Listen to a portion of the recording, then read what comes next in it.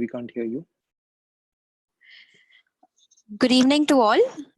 It's my absolute pleasure to welcome you all to this webinar presented by NICWealth. Our topic today is life post COVID-19.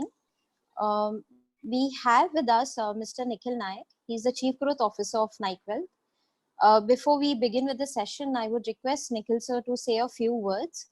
Over to you, Nikhil sir.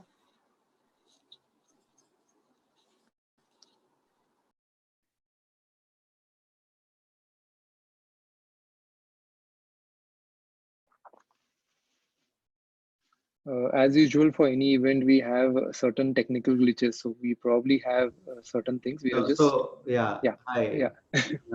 So I mean, it's just that we are trying to learn the new way of learning, new way of communicating.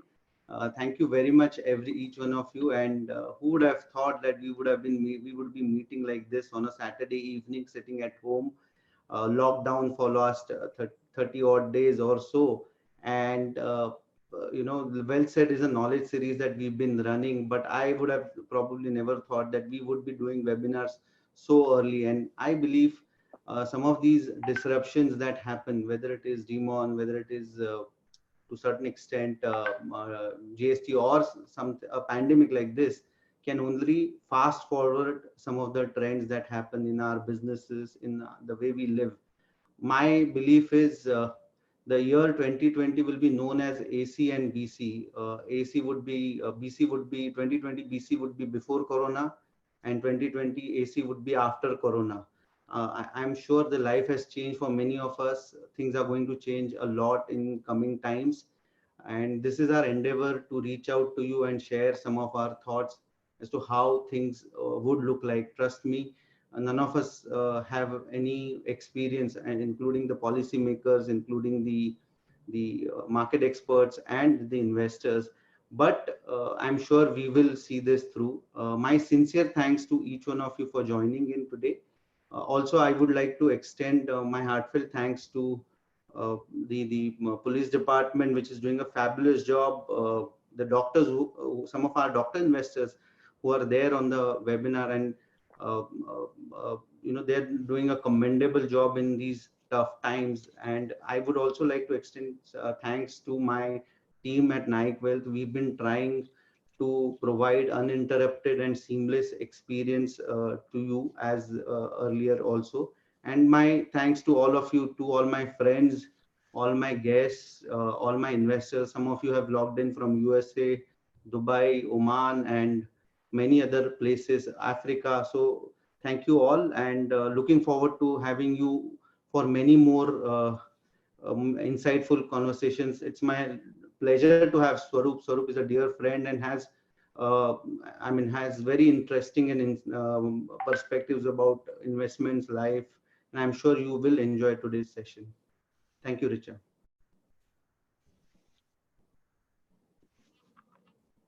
Richa, you're on mute. You'll have to unmute yourself. Thank you, Amay. You can go ahead with the polling that we have. Yeah. So we would like to actually ask all of you, before we start off the event, that, how many of you would go to a restaurant next time? So I'm launching the poll. You will find the poll button at the bottom of your screen over there. You will be able to vote on this. And once we have a sufficient number of votes available, I'll be launching this vote. So we'll come to know sentiments, what people are going through right now, what kind of mindset they are going through. I've already got 30% voting. So I'll just wait for a few more minutes.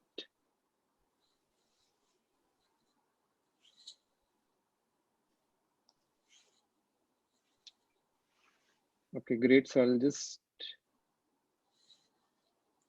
I've got voting from 75% of people right now. It's a very interesting way, as Nikhil sir was saying, these are the things which even we are learning, these are fabulous things which we would love to continue in future also. I think so. I'll just end the poll. Each one of you can see the result. I think so. Most of the investors, friends are willing to go out after 3 months. I'm sure Mr. Swarup Mohanty will share some of these things in that. There is one more interesting question we have. I'll just move on to the next question. How many of you will travel in next 3 months, 6 months, and year from now?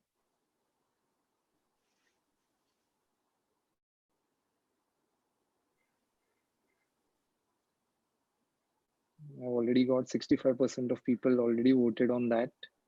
And actually, it is a scary thing that maximum number of people, 57% of them want to travel after 1 year.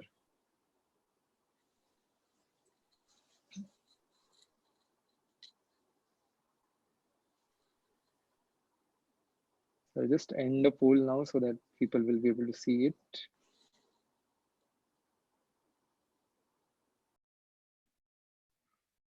As I hope, as all of you can see, is that there are maximum number of people who are voting that they'll be able to, or they will travel, probably would like to travel after 1 year from now, which is a bit scary.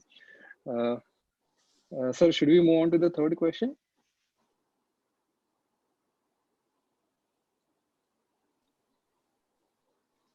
I'll just ask our next poll, which is very much related to our current topic right now, is that when will you see the market at 42,000 again?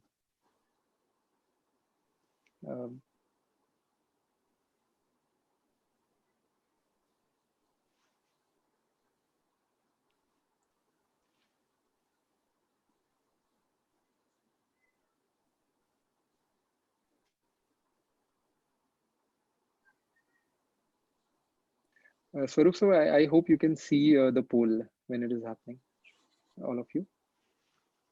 Yes, I can. Yeah, okay. So I'll just end the poll, and I think so. Swarup sir will throw some light on what people are talking, are actually voting. So we have maximum number of votes from 1 year from now. The second highest is 2 years from now. 6 months is 19%, and 3 months is 3%. Nikhil sir, you're on mute. I think so. You're on mute. And you're still on mute. Yeah, that's quite I mean, that's quite nice to see that people think that 1 year from now the market's going to go to 42. So yeah. Richa, you can move on. Yep. Thank you so much, Amay. It's very fortunate for me as an individual to share the screen with Mr. Swarup Mohanty. Swarup sir is the CEO of Mirae Asset Global Investments. He has been in this industry for more than 21 years now. He has also been associated with AMCs like Franklin and Kotak Asset Mutual Fund. Apart from all this, his hobbies lies in Bollywood movies and music. Rather, he firmly believes that a person without music is a person without life. I'm sure you must be all very eager to listen to Swarup sir. Hence, without much ado, handing over to Swarup sir. Swarup sir, you're on mute. You're on mute. Yeah. Sorry.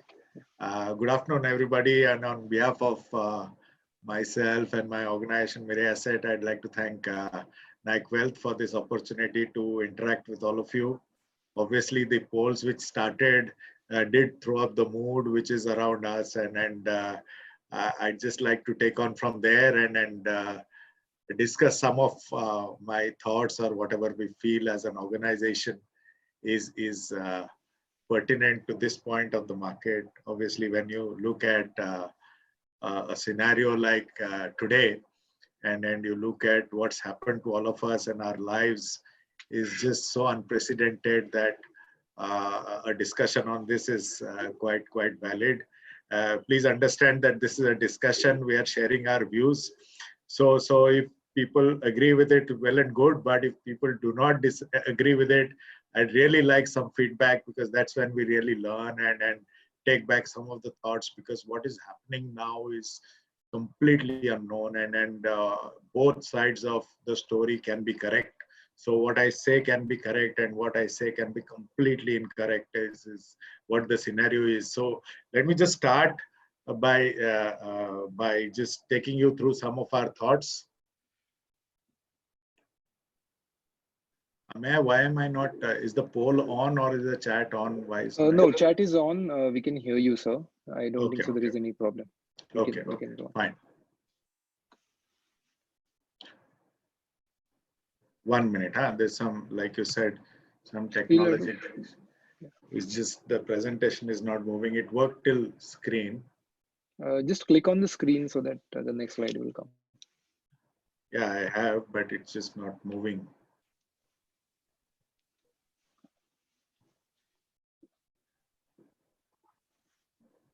Yeah. Yeah. 1 minute, huh? There we go. Yeah. So as we said that, you know, these are extremely interesting times, and then from when you look at the broad economy and then you look at some of the polls which happened, we're talking about the broad equity markets looking extremely volatile. And normally, you know, we financial services asset planners or financial planners tell you that, you know, you need to invest on both sides, and if one side is volatile, the other one will save you. But in today's circumstance, the other side is also looking very volatile. And when you look at both equity and debt, and I'm including some amount of other assets that we invested in the debt category, both, everything is talking about the same underlying economy. That's the situation that we are in. And let's go a little deeper into these aspects and see if, you know, what I'm saying is making sense or not. So, you know, in every volatility, there come some challenges, and within those challenges, there are opportunities. You know, I always say, and this is my favorite statement, that, you know, in every volatility lies the opportunity. Of course, there are challenges. So let us look at both sides as we progress from here on. Let's look at the challenges first, and then look at what's happened to us in the last few months, and especially in the last 20 to 30 days.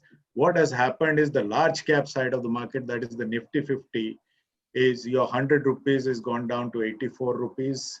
Your mid cap, that is the Nifty mid cap, your 100 rupees is down to 70 rupees. And your Nifty small cap is your 100 rupees is down to 64 rupees. That is how dramatic just 45 days of impact has been on the market, right? And then when you look at this broad scenario, just before the 15th of January, you will realize that, you know, the large cap or the Nifty 50 was giving you 13.4% for a 1-year horizon. Your mid caps had just started running, had touched positive on a 1-year horizon. The small caps, which had gone through a bad run, were yet to recover. So effectively, if you see, your 13.4, which is 113.4, is down to 84. It is not 100 down to 84. Actually, it is 113.4 down to 84. Your 100 rupees, which would have been 107, is now down to around 70. And of course, the small cap is even got battered from there. So if you look at the 5-year return, and sometimes we say long term is good, the 5-year return is also got affected with just the large caps or the Nifty 50 being positive. Overall 5-year horizon, the returns have been diminished to practically nothing. So this has been the impact. And when you look at the impact, before I go further, we have a small poll on this again. So I'd like Amaya to run that poll to see the mood around all of us, and then we can take it on from there. Amaya, if you could run that poll. Yes, sir. I'll just do that right away.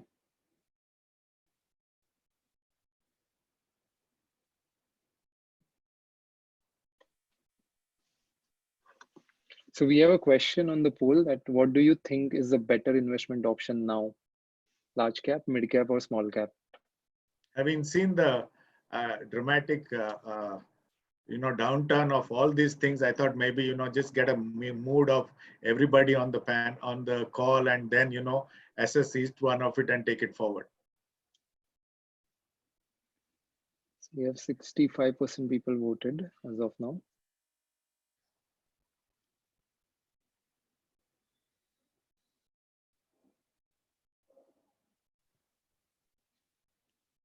So definitely, sir, without any surprise, the large cap is leading with 56%. Okay. Mid cap is at 36% and small cap is 8%. Good. That sets a good tone for sure. the discussion going forward. So let's put up the final results and see how Sure. it looks. Yeah, okay. So broadly, if you see all of us, more than half of us think that 50 large caps are a better option. The mid caps, of course, look promising at 36%, and the small caps don't look promising at 8%. Interesting, and let's carry this, keep this thought a little, and get a little deeper into this as we progress. So when you look at this scenario, what should we do? Should we stop investing in equity markets at all, or should we not? Is a big question, because when you look at your overall investments and the factors that affect investments, and let's look at the broad factors that affect investment. One, obviously, everybody is aware of the process of asset allocation, and from asset allocation comes a product selection. From there, the factors of the market affects the returns that comes to the broad asset allocation, the plan that we have. We have policies which affect the markets, and at this moment of time, we are seeing RBI coming in, we are seeing the finance minister coming in, not only in India, but globally. How long will you invest also affects the investment or the prospect of the investment. How long are you employed, your earnings, and the duration that which you can stay invested is also a big factor of your investment. And of course, the last and the most important part is, are you saving or are you investing in that entire process? We have a very simple theory that when you attach a purpose to your saving, or give it a meaning, or give it a goal, your saving converts to investing. So if you've just kept the money without a goal, we term it savings, and then because it goes in its path which is not directed. And if you've given it a direction, then we term it as investing, right? So when you look at these 6-7 factors affecting the investment, the point I'm trying to make is, out of these, only these two, that is your asset allocation process and whether you are saving or investing, are in your control. You control what asset allocation you can do, or how much you can save, or how much you can invest. You have a bit of a control over the longevity of your investments, and in cases like COVID-19, your employment or your salary, everything also goes a little bit out of your control. What is not under your control or totally out of your control is how the market behaves, or what the policies that come in when such market behavior is there. That is completely out of your control. Typically, and I'm just making a generalized statement, people spend most of their time in assessing the markets, or knowing the markets, and knowing the policy, or predicting the policy, while very little time is spent on what one can control. And I'd like to base my entire discussion on these two aspects as we spend the next 20 minutes.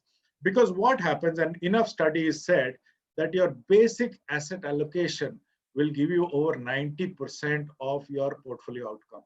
90% of your returns, and I can substantiate that later with enough figures going forward, or you can Google this and find enough to substantiate that asset allocation leads to nearly 90% of your portfolio returns. Where you invest, or the fund you invest, or the stock you invest in, gives you hardly 4.5%.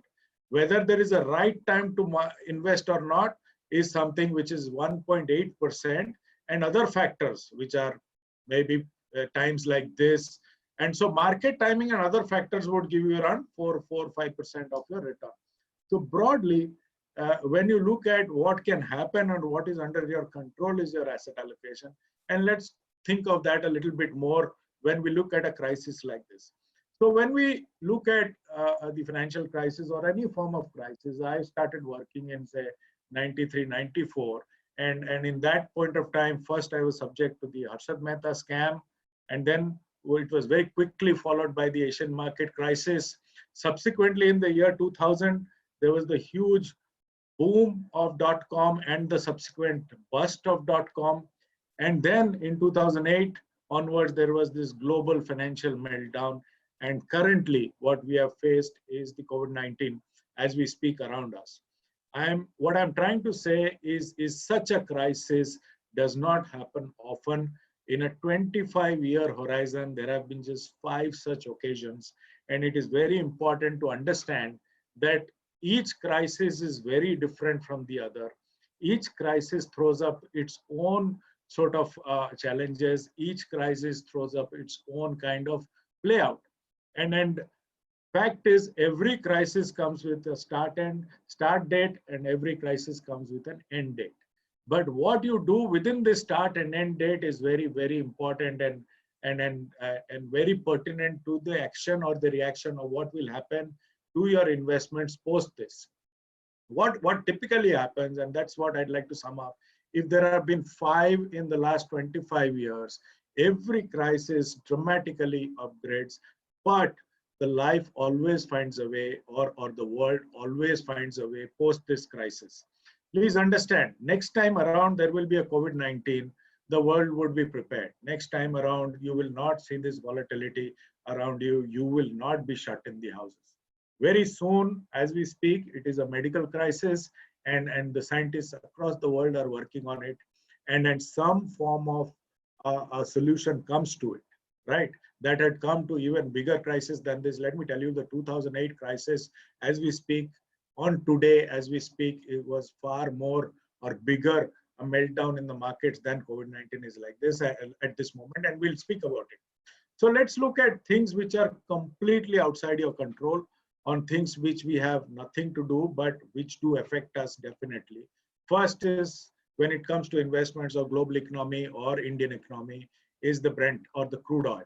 What we've seen is a definite correction in the oil prices, and what it means to us in the country is a huge positive, because our estimate is in this year, if the Brent remains at 33 or 35, we will earn up to 2.5 lakh crores, out of which within this short period, our estimate is around 45,000 crores already India has earned from this crude oil movement. The other factor which affects us in our daily lives and on which we have no control is the interest rates. The world or the Fed is almost at 0 as we speak.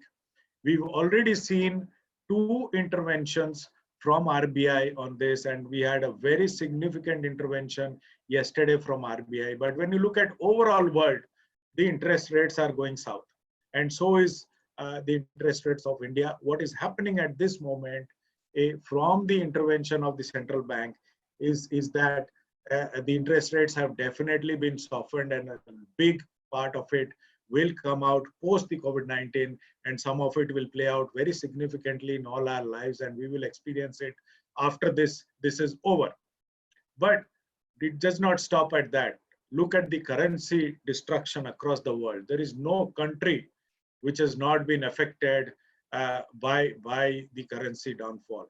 There is practically every currency in the world which has taken a beating. And some, if you look at South Africa, the rand is got down around 25%. The real in Brazil is down around 24%. The ruble is down around 19 odd percent. We are down around 6.5%, maybe a little bit more or whatever. But broadly, the point that we are saying is that the currency also takes a hit when it comes to such an output. The food inflation was eased a bit by the country, and then we see a further sort of intervention in this as this completely plays out, and it is a continuous process. Just one factor before we go into other things is that when you look at the economy before the COVID-19, it had already shown signs of slowing down. I mean, if you look at the whole thing post up till December, the economy was from a 7% down to 5.2% of earning of growth. So it is not that the COVID-19 had led to a slowdown. It had probably further slow down the economy. But I'll just park this basic thought that the economy had started slowing down before the COVID-19 crisis. Just leave that in your minds, and I'll discuss that a little later. So what can we do? In such a scenario, what can we probably do? Is that there are 2 questions, and one obviously is the first one. Should we just redeem everything and get out of the market? It's your money. You are the best judge. One can also take this stand and just say, okay, fine, I was not ready for this kind of a downturn. Let me just get out of the market. Or the other instance could be, we stay invested and try to understand the situation, right? I do believe that with the permission of all of you, let me proceed with the second one and let's try to understand the situation. And then we can take a call on the first sort of instance, right? So when you look at the broad market and when you look at a scenario, and let's face it, let me just tell you that if somebody, just forget that COVID-19 has happened, if just in December somebody would have told you that here is a very interesting situation, you know what's happened globally, that there is a virus which has taken over the world and it's affected the entire world. Across the world, the people are now in their houses. Nobody is able to come out. There is police on the streets, you know, and the fact is every country is trying to fight it, but nobody is able to have an answer to it. And the globe is being controlled by this one virus called COVID-19. If you look at the bizarreness of that story, it is like a movie, right? Or it is something which would have happened in a science fiction. That is how dramatic this impact is, or this whole thing that is happening around us. It's so surreal when you look at the whole thing. Is it's a fact that there is the virus and the virus has taken over. We are just shifting one date to the other. We don't know whether these dates of lockdown will yield anything, or is there a solution at this moment? We do not know. Fact is, everything around the world is being controlled by the virus. And in that scenario, it is very important, and I bring out a very interesting slide by this big behavioral finance professional called Mr. Carl Richards. I love his writings, and this is one slide which has changed my life, because there will be a lot of things that happen in the world which do matter to us, which do not matter to us. Within that, there is that many things that you can control. It would be very prudent and rational to sort of list the things that matter, and within that, list what you can control and focus on that. You must just focus on what you can control. What you cannot control, trust me, if you think about it, there is nothing you can do about it. So in such irrational times, it is pertinent and very important that one thinks a little rationally. It's only when you start thinking a little rationally that some of the answers to your questions look different. I mean, just one small question which I'd like to leave behind is, suppose at this moment, a lot of questions that you have for the period of COVID-19, if you extend those same questions to a horizon of 2 to 3 years, your answers will look very different to yourself. That is what a rational sort of thinking does to your basic questions. So to take on from that, there are two basic things that are under your control. And the first one is the primary thing, or the basic or the fundamental thing of financial planning, and that is asset allocation. Because asset allocation is like, you know, having a cricket team. You need not have 11 best players, but you need to have 11 players which will win your match. And that is what asset allocation does. Because when you look at the broad factors of asset allocation, and I really want to apologize for the small size of this print, but I'll just explain them to you, because mostly we invest in gold, we invest in property, we invest in equities, we invest in bonds, which can be fixed deposits, or we invest in cash. Some of us have some money lying in the bank for emergencies. And then look at this entire gamut of investments as a total allocation of the portfolio. Gold obviously is a very interesting go-to part in our investments. Almost every Indian is a 9th or 10th generation gold buyer. And then, of course, we are probably longer property buyers than gold. We're probably the 1st or 2nd generation true equity buyers. We've been investing in FDs all through, and bank FD, or the bank recurring deposit, which is the contemporary of the SIP, is known to us. And of course, keeping some cash for our emergency is how we broadly planned our finances.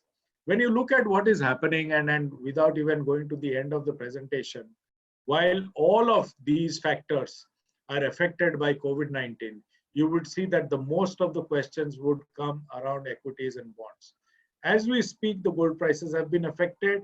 As we speak, the property sizes stand affected, including the liquidity of property prices. As we speak, obviously the equities I have shown you because a very transparent asset, and the bond prices and the cash. Recently with the bank meltdowns, suddenly the question of how much money is safe in the bank is also come up. What I'm trying to say is that when you look at your own mind, most of the questions would come onto equity. Very little people or very few people, and I'm just making a generalized statement, would go out at this point of time and try to sell some gold because gold has done very well, or probably will be panicking about the house they own. It doesn't happen.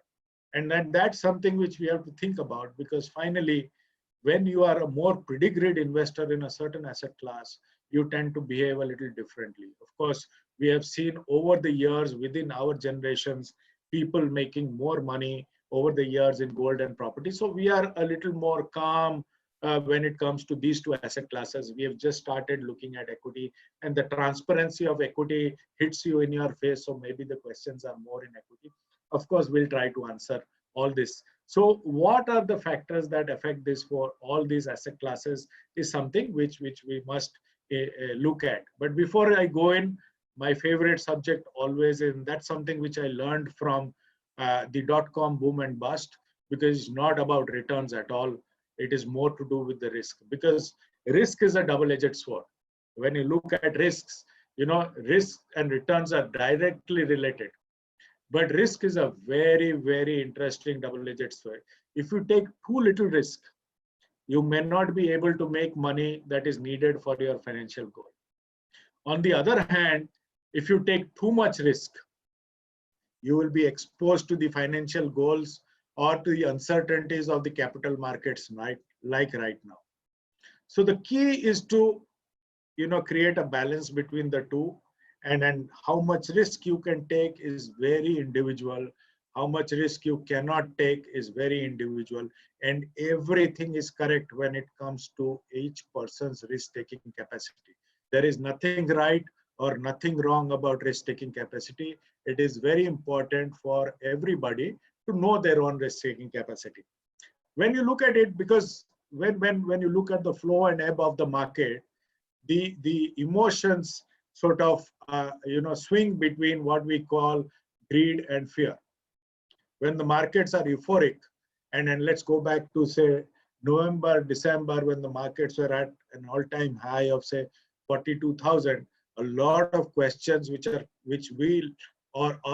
surrounding us when it comes to equity as an asset class were definitely not there. It is a given fact that we were more comfortable investors in equity than probably we are now, right? And the market flows are also showing that. But that's what happens, when the markets are at their peak or at a comfortable level, there is normally not as much fear as when we are exposed to the volatile times like now.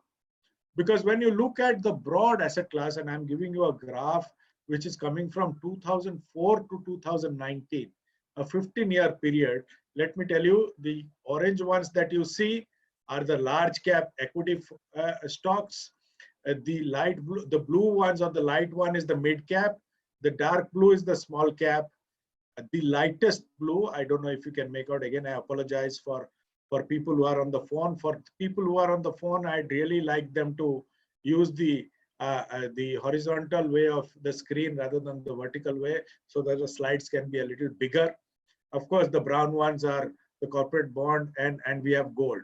So when you look at, irrespective of what the colors are, when you look at a 15-year horizon, and I'm taking the magnifier a little slowly, there is nothing that can tell you that there is a trend, that any particular part of your asset has a long-term sort of trend. The winners vary as per the years. It's a common slide which is used by all of us in the industry. is that just to portray the importance of asset allocation or the importance of spreading your money across assets, because over the years the winners sort of change, and if you are not invested in proportion to the respective winners, it is not possible to get the optimal sort of response from the volatility of the market. So the most important thing I would say was portfolio or asset allocation. And the second thing or that an opportunity like this gives is portfolio rebalancing. Obviously, most of you would be chatting up at this moment to the planners at Nike Wealth and would be asking this question. So let me go a little deeper into what is portfolio rebalancing.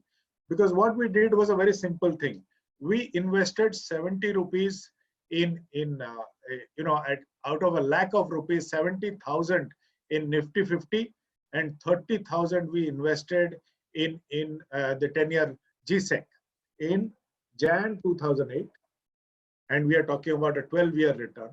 One, the orange part or the bottom part of the graph is where we did not rebalance and we just let it be.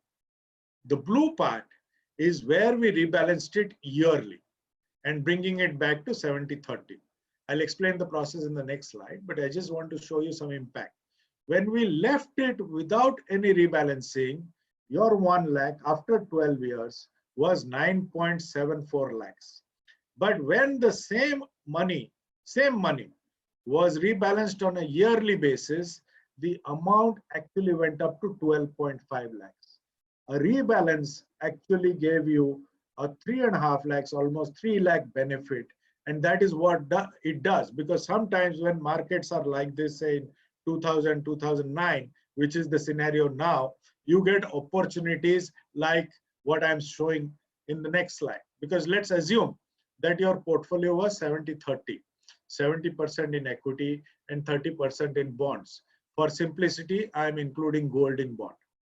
So what would have happened if the markets would have gone up dramatically, or say like the 30% fall would have gone up more, your equity would have gone up to 85 and the bond would have come down to 15%. I'm assuming no loss on the bond. What you needed to do at that moment of time is shift 15 out of equity to go and make it 70-30 in debt. Back to your original sort of 70-30 breakup which you had decided. Similarly, let's assume 70-30 to start with, and this is the scenario now as we speak. Your 70, because of the market collapse, is down to 55, and because of the valuations, your bond part of the portfolio from 30 has gone up to 45. It is prudent, or it is financial literacy, to again rebalance it and shift part from your debt part or the bond part into equity to make it 70-30. And that is what was the process which was taken, which led to this outperformance of 3 lakhs into the portfolio. That is what is an opportunity now. Whether it's right or wrong, I'm just suggesting, and we can discuss that a little later in the question answer session. But these are the two things which are under controllable. One is stick to asset allocation. And if there are any changes in the asset allocation due to market movement, one has the opportunity to portfolio balance it. Because finally, from here on, it is the patience which will play out, nothing else. Because when you look at the flow of money, and practically, the market is due to flow of money at this moment, when you see the FIs have gone out, the domestic institutional investors are buying, and the mutual funds, which is the light blue line, is also buying very heavily. I've always believed, and some of us who have interacted in the past, I've always had this big grouse. And when you look at the same market, when we went back to 2010 onwards, it was practically a market which was owned by FIs. Over the years, when you look at it, the dominance of FIs have come down, and rightfully, we the Indians have started owning our markets. So though when I look at it in perspective of figures, just to give you some example, I think the FIs have moved out around, I think 10 billion has gone out, and the Indians have bought around 6.5 billion. So the net effect is around 3.5-4 billion, which is around 30,000 crores, which is creating all this volatility in the market. Just a mere 30,000 crores, which is creating a lot of difference in the market. I'm willing to take questions on that at the end of the thing. But what is very interesting to note is that the structure of the market over the last 5-6 years is changing, and the domestic investors or the institutional investors and the mutual funds have become net buyers as we speak. Because when you look at the overall Indian story, and that's where I'm increasing the horizon to 4-5 years, 2 years, 3 years, the India story really remains intact. In the short run, what can happen, and when you look at some of the opportunities, we see clear opportunities in sectors like pharma, FMCG, power, and financial. For any country going forward, these are the 4 pillars on which any economy will pillar itself on. And we see great opportunities for pharma, consumption in the form of FMCG, power, obviously the way it's played out now, and financials with the way at which it's beaten down now. If the rebound has to happen, these 4 will be benefited pretty much in the upturn of this market. Then on a medium term, we do expect that a lot of, and that was reflected in the poll when we started, a lot of discretionary spending will take a beating. You know, when an impact like this happens and you are shut into your house for this long time, you start thinking, and your mind gives you a very different types of emotions, and the biggest emotion obviously is fear. And when there is fear, you start shutting down on a lot of factors, and where you first shut down obviously are the extravagances or the discretionary spendings that you are making. Maybe you'll delay the car buy, you will probably go and buy that bigger fridge some other time. Jewelry, maybe after 1 year. Some of you said that you'll go to a restaurant after some time. And of course, people like airlines, hotels, and for some reason, people turn veg at this moment of time. I don't know. There is absolutely no scientific knowledge or reason for that. But it is very sentimental that people move out of non-veg food and move to veg. And the restaurants, obviously, that played out in the poll itself, will get hit in the near term. So let's look at some of the factors, and the pharma will be a bigger part going forward on the rebound, because when you look at what's happened now, the importance of healthcare is something which is coming in right into our minds right now. For us as a fund house, we'd taken this position around 3 years ago as healthcare, looking at the future of the country. And definitely we feel this is the trigger which was needed for probably the realization of overall healthcare. And when I look at healthcare, it starts with pharma and goes up to health insurance. That entire spectrum will look at it in a very positive light as an outcome of COVID-19.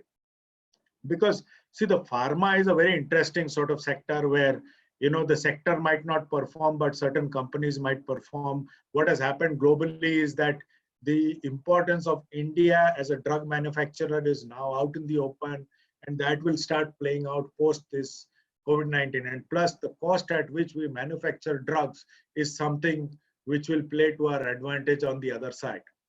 We also believe that since there has been a truncated consumption in this 1-2 months, the consumption now has fallen to a level, or it had practically, the consumption index had crashed in mid-March. It is making a comeback. And as life around us sort of accepts COVID-19 as a reality, we will see an upside back or back to its normal level of consumption in the next few months as we speak. The interesting part, and that's something which we must all reflect on, when you look at the impact or just the March impact, we've seen negative impact on jet fuel, dramatic negative impact on diesel, petrol going down, and the only thing up is LPG. The fact that nothing is moving around us and we are all cooking at home is something which is playing out and which will continue to play out, because if you refer to the poll, all of us said that we'll probably take time going back to restaurants. We'll take time going back to the travel. And then many of us will stop taking the highways. So the impact of jet fuel, diesel, gasoline will all come down for the next 6-8 months. But India's biggest state-owned refineries project a 40% demand in gas in the next few weeks, and that is a big impact for our own refineries, and we see that as a big positive. But what has happened is, in this whole shrinking of the market, and this is a ratio which always comes up in such scenario, and let me take you through the last crisis.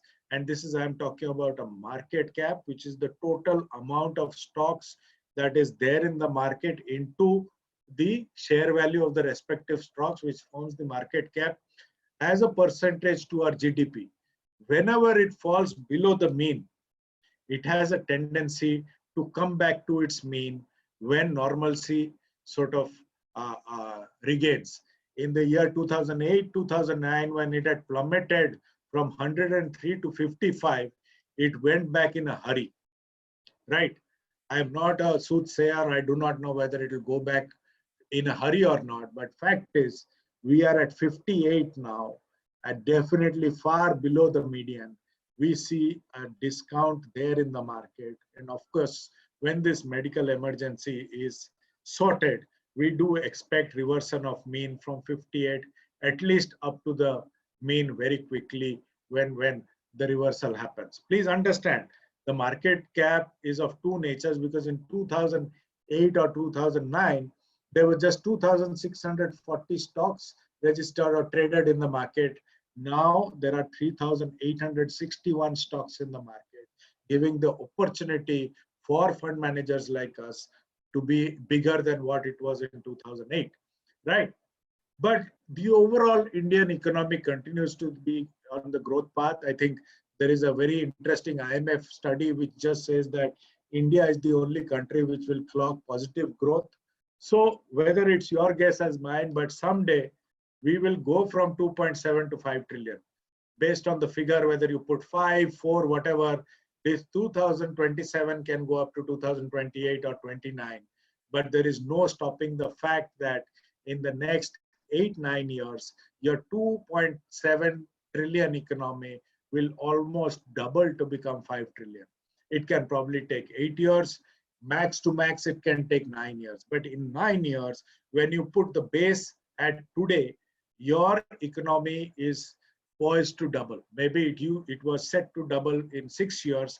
It is taken another 2-3 years because of the impact of the earlier slowdown and the impact of COVID-19 together. Maybe 7-8 years is what we say. This is a Bloomberg study. This is not our study, and we're just playing out on that study as we speak. Nothing changes on that. The broad fact that India is the youngest country of the world also remains. Some of the countries where the age was high have also seen the dramatic impact of COVID-19, right? And the fact that the middle class of India is growing and which is converting to upper middle class is also a reality. By 2030, what used to look like this, the number of upper middle class, which is 7%, will grow to 44%. The health of India is growing. India is a young country, and we are poised to be one of those few countries which will grow post-COVID-19. Is just figures, and that's something which I am not projecting or anything. These are just figures, and figures don't lie. So when you look at this overall thing, there is nothing which has taken away anything away from the interest or the what can I say, prospect of India. But when you are subject to a situation like this, and my last 2 slides before I end, is that, broadly, when you look at any stock or any company in the market where people like us invest in, they're actually based on 2 parts. One is the overall value of the company, and the other is the stock price of that company. Typically, the stock price will reflect the value of the company. Let's look at a scenario where we feel that, the effect of COVID-19 is pretty dramatic. Okay, let's just assume that, it takes a lot of damage, it creates a lot of damage in some of the large companies. The value comes down by 10%. And let me tell you, a 10% erosion in the value of some of the large companies is a pretty large erosion, right? But in that same period, what has happened is that the stock markets or the stock prices have already corrected 30%. And that is where we say, or we feel, is this margin of safety. because this is the margin of safety.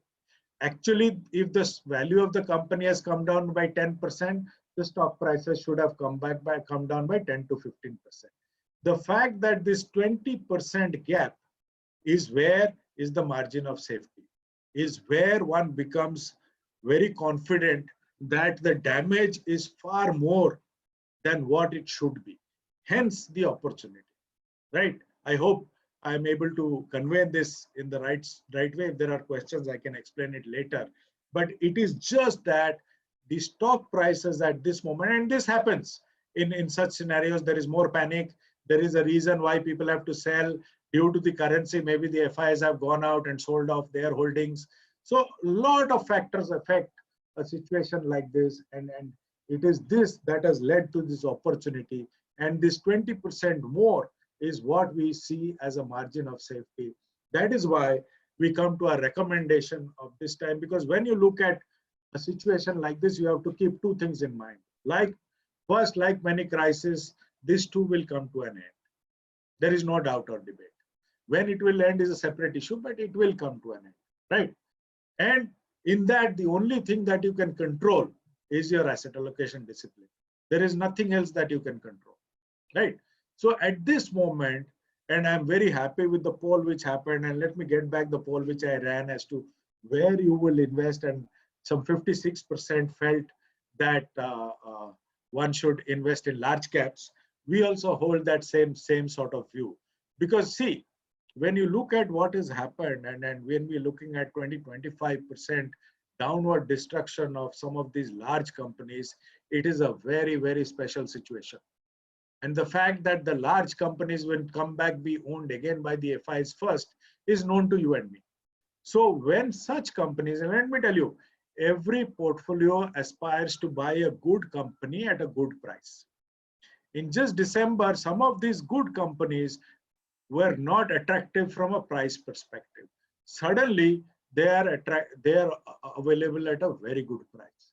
So the normal instinct, or a safer instinct, would be to invest 70% in large caps, and the balance 30% in whichever way you want is our house view. From a timing perspective, normally, when this thing gets cleared, the institutions will come back, and you will not get much time when the institutions come back to invest or to find a good price. So we believe, and we are sticking our neck out on this one, that 50% of your money should be invested, out of your lump sum money should be already invested, and the 50% can be staggered over a period of time. As a fund house, we are following a barbell strategy, because there are some high quality businesses which are available at very good prices. So we are taking advantage of that. And when you go to prior to COVID-19 situation, the market was very, very, what can I say, polarized. Hence, there was a broad part of the market which was already available for us to buy. Yeah. So we are taking advantage of this situation. Luckily, we have inflows thanks to investors like you, and we are buying on a daily basis. But just one last slide before I end, because it's a very pertinent slide, and it reflects the situation. I'm talking about our fund called the Mirae Asset Large Cap Fund. It's just an example which is pertinent to all funds in that market during this period. This fund, why I say, because it was launched in April 2008. So today in April 2020, we have completed 12 years of this fund. The orange part is the return. Suppose you had invested 1,000 rupees in 2008, right? And what happened post that is where the meltdown happened, and the NAV of 10 rupees went as low as 5.8. This was April 2009, just after 1 year. 10 rupees was 5.48 in 2009. So there are two investors, one who started at 10 rupees in April 2008, and the other who started in April 2009. And let me tell you, the 12-year return of that fund is 11.68. But somebody who took advantage of this 5.48, which is practically a situation now, his return, or the 11-year return of the fund, is 18.65. We're talking about a 7% difference, CAGR difference, that is 7% compounding difference in just 1 year because of the opportunity that came on in March, the next year, right? Your 1,000 that in 12 years would be 37,000, but in 11 years would be 68,000. And that is something which I leave behind to all of you to think, because we are very much in a situation like that as we speak. But before I end, a word on risk, because finally it is always about risk. When you look at all these four sort of adventures, you might look at them being very risky. But if I were to zoom into any one of their faces, they look pretty happy because they are aware of what they are doing. They know what kind of risk they are taking. And it is a thrill to most of them. So there is no risk. There is a risk to investing. There is a risk to not investing as well, right? There is a risk to investing in equity. There is a risk to not investing in equity as well. There is no such thing as risk-free investing. One is to be very comfortable with the risk one is taking and marry that risk to the investing that one does, or the underlying investing instrument that one does. So I just wish you happy investing from here on, and I'm willing to take all questions that are there. But thank you so much for your patient listening at this. Thank you so much, Swaroop sir, for your valuable insights. Your comments on crisis, that all crises have a start and an end date, and what we do in between matters, was amazing. Also, the methods that you suggested to meet the challenges that we are facing today, like to focus only on what matters and what can be controlled, is extremely helpful. We are grateful for the time and effort you took to share your thoughts today, sir. Thank you, sir. Now moving on to our yes, sir. Now moving on to our question answer session. I would firstly like to thank all of you present today for such an overwhelming response. We have received more than 100 questions, and we have tried to build a session around those questions. Due to time constraints, we have selected few of those questions, and now I'll be asking those questions to Swaroop sir. Sir, I would like to begin with the first question. It is asked by Mr. Sanjay Ashan. His question is a fund safe? We fear our wealth will wipe out. Okay. No, very, very pertinent question at this moment. When you look at 30-40% of money getting eroded, is a very natural question, and I appreciate the question very much. But let me compare the instrument called mutual fund to a standalone, say a stock, or on the equity side, and on the debt side, that particular portfolio to a standalone FD. The risks are completely different. Typically, a mutual fund portfolio is formed out of 40 or 50 companies. Similarly, on the debt side, also the portfolio is formed out of 40 or 50 different papers. For the fund to go to zero, it would mean that all 50 companies would go to zero, right? It would also mean that every paper on the debt side that we have invested in has collapsed and the value is zero. That is how a fund can go to zero.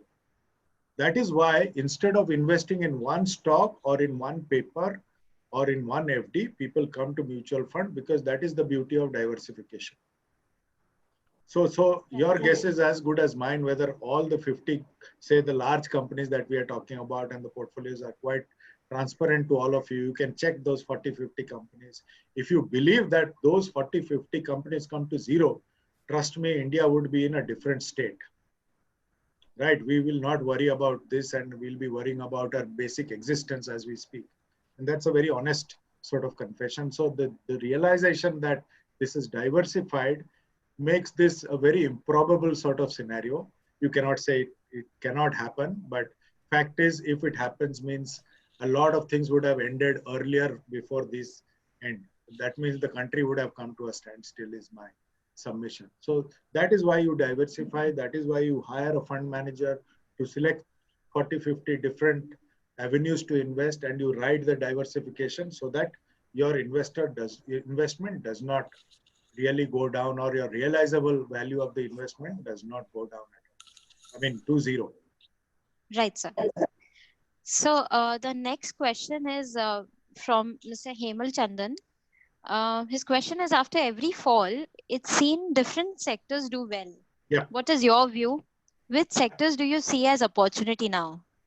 See, broadly, if you look at our house view, because of the dramatic broad-based correction, we feel there are opportunities in all sectors. We are finding stocks attractive across the market, right? And that's our stand as a fund house. Such is the unique situation as we speak. There is no particular sector which has not been affected. And there are prices, like I said, every portfolio aspires to own a good company at a good price. There are it's easy for you to also select 40 good companies at great prices. That is the beauty of the scenario now. So it's from a fund perspective, we are not seeing any opportunity or lack of opportunity at this market. But having said that, I put 4 pillars which will benefit. One was healthcare, because it becomes a big realization. Some of us, though I come from the mutual fund industry, I mean, and Nikhil, bear with me when I say this, because I'm treading into your zone, because this is probably the time when all of us are thinking how much of health insurance we have.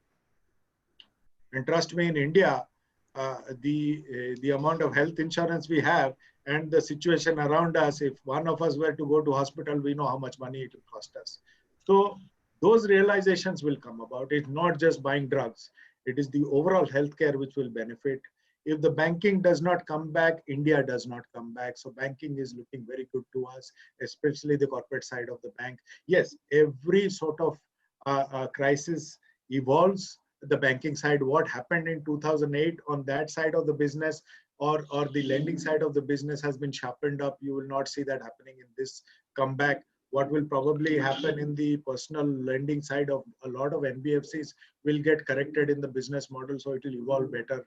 So some amount of tweaking in those bankings will happen, but we see banking at a great advantage. I listed out why we feel petroleum is looking good at this moment.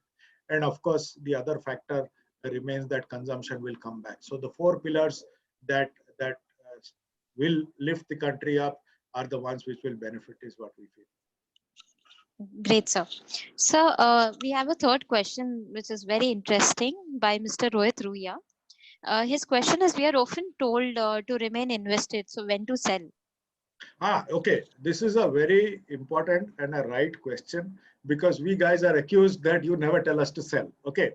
Actually, when you start investing, and I'm speaking in front of financial planners, sorry, it is their area of work, but I just want to make a small suggestion, is that if at the time of investing, you add a simple why to investing, your selling date becomes very clear. If, say, I am investing some money with a purpose, when that purpose comes, you redeem. Okay. And that is the right way of investing, because if you tell the purpose to, say, Nike Wealth will be able to form a plan. Typically, it is not that way. And I always ask people, do we have any favorite medicine? People feel very shocked when I ask this question, ki ye kaun sa question hai? But my question is right. Okay. When we don't have a favorite medicine, we cannot have a favorite fund. Because the path is more important than the fund. The fund is a mean to that path. Decide the path. When you reach the destination, redeem. That's how simple it is. Right, sir. So the next question is something that I think is on everybody's top of the mind. How the economy will be back on track post COVID-19? Yeah, I mean, that's a very $1 million, it's a large question, which it is anybody's guess. Let me tell you, I mean, like I said in my example, at this moment, the world is being ruled by the virus, not by any large, a leader of any country. It is the virus which is running all leaders. And the virus will decide how long it will play till the human finds a solution to that virus. Right? If it happens very quickly, we can have a very sentimental comeback.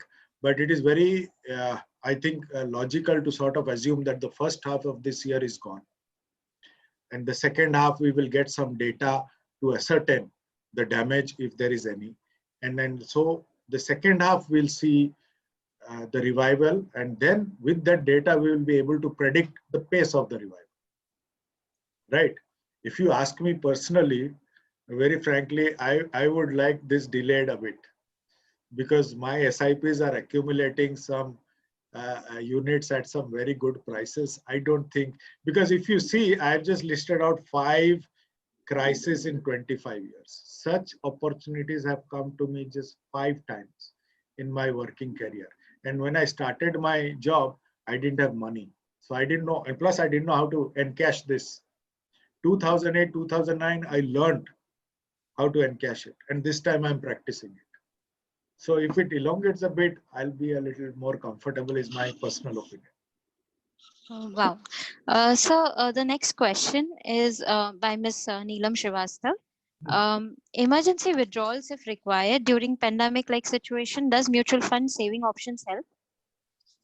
Yeah, why not? See, I think these situations lead to a complete, addressal of our financial statement.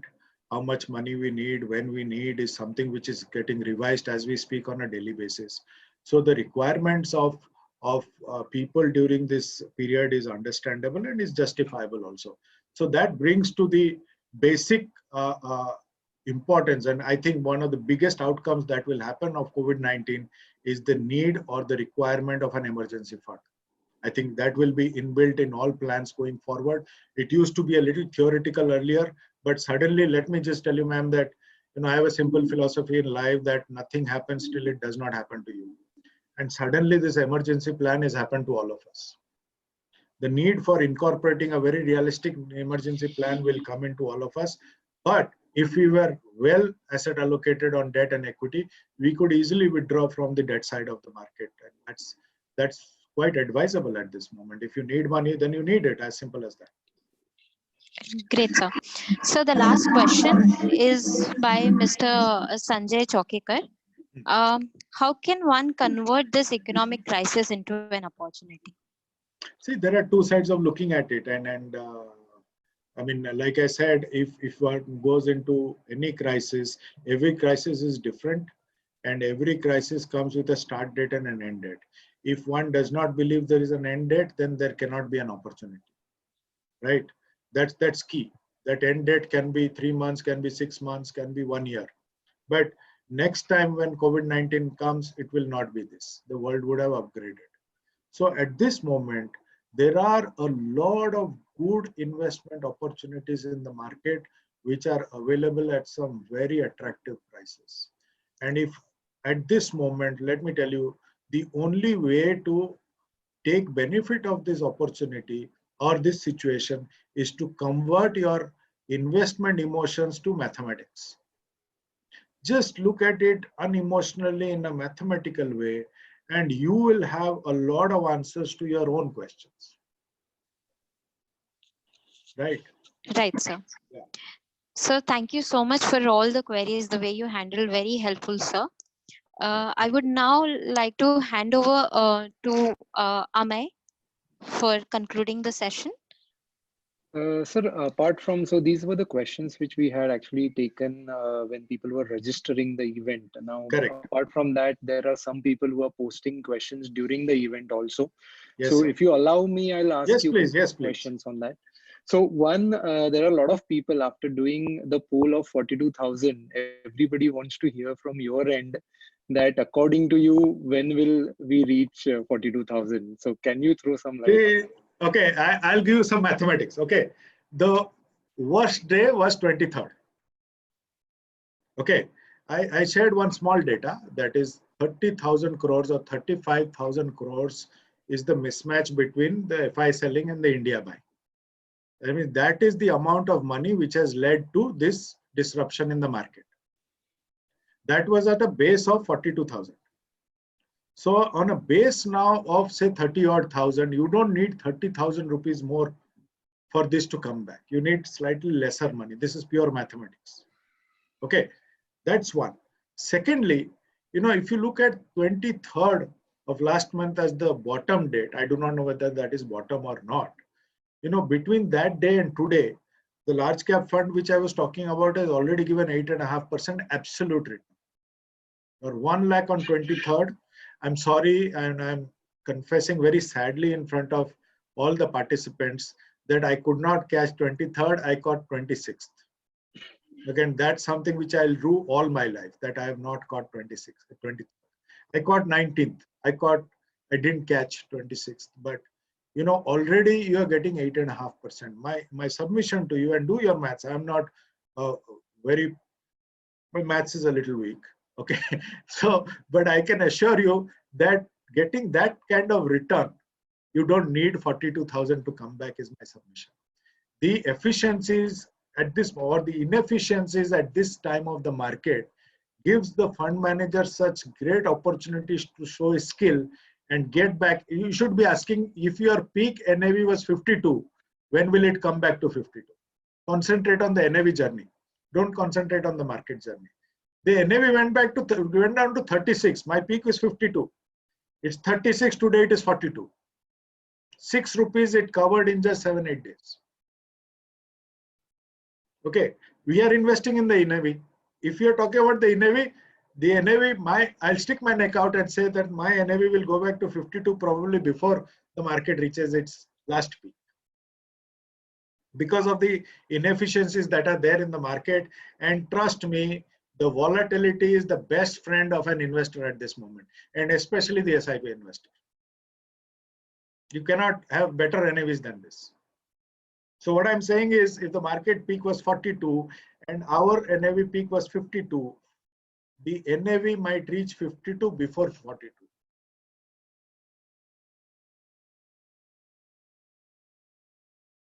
Great, sir. Thank you. I mean, that's actually really a lot assuring, and we have seen that in the past also. Yeah, exactly. That, you know, market takes longer time, but your NAV comes to that back peak level much faster. Nikhil sir, I would actually like to ask you if you have some questions for Swaroop sir. So Swaroop, you know, there has been a talk that with this whole virus coming out of China, people will, I mean, a lot of manufacturing or a lot of businesses would move to India, and we've seen some of the cases of Japanese companies, or some news about Japanese companies, and then also about Korean companies. Since you work very closely, I mean, you're part of a Korean company, and if you could just throw some light on the Korean perspective on India. So this is from a Korean perspective, and I'm speaking after hearing the Korean consulate and verbatim with we are the largest standalone financial company out of Korea, and hearing my owner speak, is that, see, when you look at the broad investment of most of these countries from the FDI perspective, even without COVID, it was already in China. So with or without COVID, the de-risking of China was already in the process. Okay, whether India benefits or not is up to India. 3-4 years ago, the Koreans were very clear, and I'm talking about the Korean consulate making a speech in India, saying that we have to by basic sense de-risk our investment, because their total investments out of Korea were mostly in China. And so India became the second choice. But what actually unfolded was a little sad. Most of the investments which were supposed to come to India went actually to Vietnam, because the ease of doing business is far superior in Vietnam than it was in India. So it is up to, yes, the opportunities come back, and it's come back manifold right now. It's up to India to clear the deck and welcome these companies, because it's not just welcoming them, Nikhil. Please understand, it comes with two huge reforms. One is the land reform, and the other is the labor reform. And that's something which the country has to stand up and do very quickly. Easier said than done. I'll give you a small example. I'm a big fan of going to the forests. My parents are both professors in zoology, so probably it's genetic to be with animals or whatever. But you know, when we started out, and I Save the Tiger project, when the tiger had gone down to 1411, we had to displace a lot of people from the tiger catchment outside the tiger zones. And now the tiger population has revived, right? Something which maybe we as Indians have to take some pain. But let me tell you, when a company goes to a particular area, it benefits the people of that area. So hence, how they do it or what they do it, the land and the labor reforms have to be in place. Otherwise, the large manufacturing companies will find it very difficult to play in India. And the ball is completely, I agree, there's an opportunity, but India has to stand up to it, is my submission. Thank you. Thank you. So I think so. With this, we'll bring our event to a close. I would like to tell all our participants that first of all, thank you for attending. But there are a lot of questions which you have raised. What we will do, with the paucity of time, we will send it to Mr. Mohanty, and we will get some of the answers from him, which our growth managers will communicate back to you.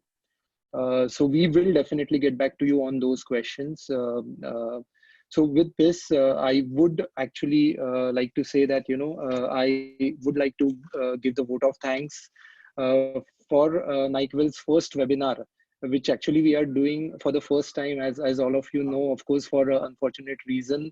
We would love to have this event in person. That would have been my sincere wish.